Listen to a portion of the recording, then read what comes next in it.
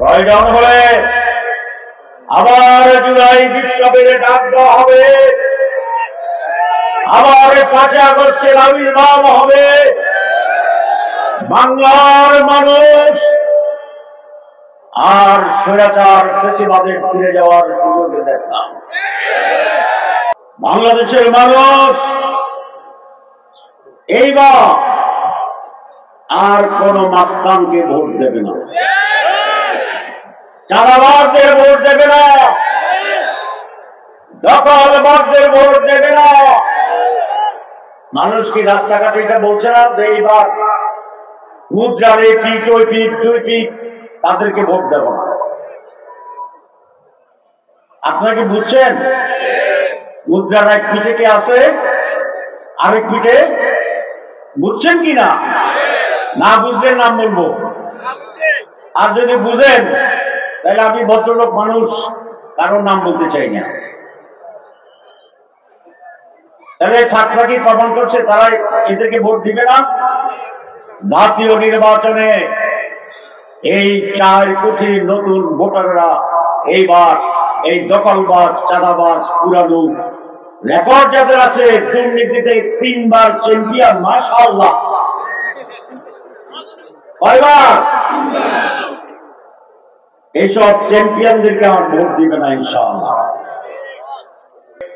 Doctor ইউনূসের সরকার একটি ঐকমত্য commission করেছিলেন।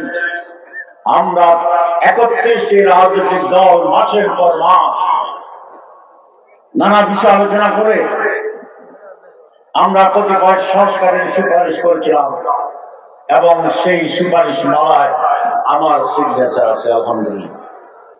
কিন্তু সব সময় সব কাজের সুযোগ আছে না। ডক্টর ইউনূস সাহেব বলছিলেন আমাকে যে আপনি যে কলমে সিগনেচার করবেন সেই কলমটিও আমরা জাদুঘরে সংরক্ষণ করব। এটা একটা ঐতিহাসিক মুহূর্ত ছিল, আমরা খুবই আনন্দ উদ্বেলিত ছিলাম।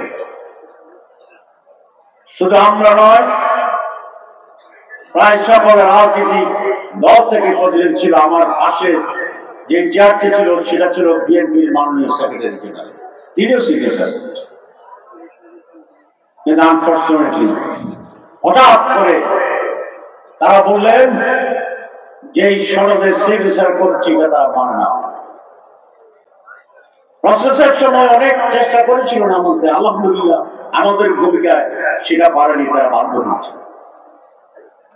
আপনারা দেখেছেন এই নিয়ে নানা রকম টাল বাহানা, নানা কথাবার্তা চলছে, আমি বিস্তৃত বলতে চাই। সংস্কার চাই না কেন? কেন চাইবেন না? সংস্কার না চাওয়ার মানে হচ্ছে আবার সেই 15 বছরের অন্ধকারে ফিরে যাওয়া। সংস্কার না চাওয়ার মানে হচ্ছে আবার অন্যায় ভাবে ভোট ডাকাতি করে, ভোট নিয়ে নির্বাচন করে আবার স্বৈরাচার ফ্যাসিবাদ হওয়ার একটি রাস্তা এবং পথের দরজা জানালা খোলা। এটি শহীদদের প্রতি বেঈমানি, এটা রক্তের সাথে বিশ্বাসঘাতকতা।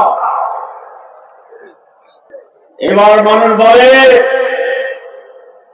সব ইসলামী দল যদি এক হয়, তার সাথে আরো 2-1টা দলের নাম বলে যে আপনারা যদি একসাথে আসেন, আমরা এবার আপনাদেরকে ক্ষমতায় দেখতে চাই। এবার একদিকে বিএনপি তাদের সম্পর্কে কি বলে আপনারা বলেছেন, আর একদিকে বিএনপির বাইরে যত দল আছে, ইসলামিক, রাইটিংস, সেন্ট্রিক, সকলকে মিলে আমরা একটি বৃহত্তর নির্বাচনী ঐক্য করার জন্য চেষ্টা করছি। এটি যদি সফল হয়, আগামী নির্বাচনে এরাই ক্ষমতা সরকার গঠন করবে ইনশাআল্লাহ। সুতরাং যারা গ্রামে গ্রামে বলে আমরাই তো আসতেছি, আপনারা কোথায় আসতেছেন এটা আল্লাহ ভালো জানেন।